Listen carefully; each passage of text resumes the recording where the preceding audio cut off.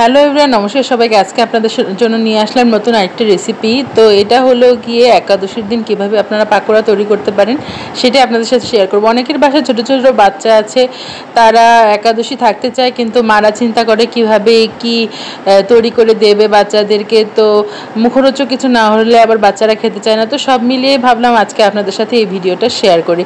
তো প্রথমেই আমি আলু সেদ্ধ করে নিয়েছিলাম, তার সাথে দিয়ে দিলাম বাদাম, তারপরে শুকনো লঙ্কা আর হলো একটু জিরা, একটু ভালো করে টেলে তারপরে গুঁড়ো করে নিয়েছি। আর তার সাথে দিয়েছি কাঁচামরিচ কুচি করে, তারপরে দিয়েছি হলুদ গুঁড়ো, লবণ, পরিমাণ মতো চিনি আর একটু ধনেপাতা। তো সেগুলো দিয়ে ভালো করে মেখে একদম পুরো শেপ করে নিয়েছি সবগুলো। আর সাথে দিয়েছি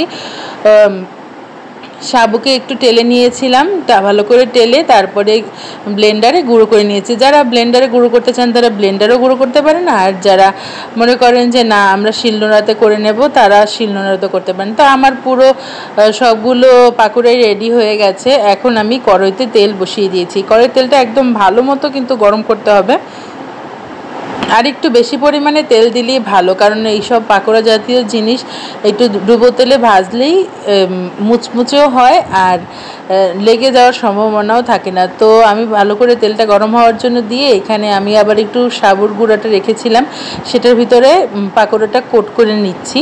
তো পাকোড়াটা কোট করে নেওয়ার পরে এখন আমার তেলটাও গরম হয়ে গেছে, আর এর ভিতরে আমি দিয়ে দিলাম। তো আস্তে আস্তে করে দেবেন, একসাথে বেশি দিতে যাবেন না, তাহলে আবার লেগে যাওয়ার সম্ভাবনা থেকে যেতে পারে। তো অল্প অল্প করেই দেবেন।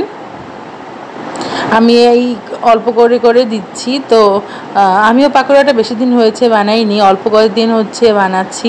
তো খেতেও খুবই মজা হয় আর খুবই মুখরোচক, আর এটা কিন্তু বেশি জালে বানাতে হবে। তো আমার এই তো পাকোড়া রেডি হয়ে গেছে। ভালো লাগলে লাইক কমেন্ট শেয়ার করে ফলো করে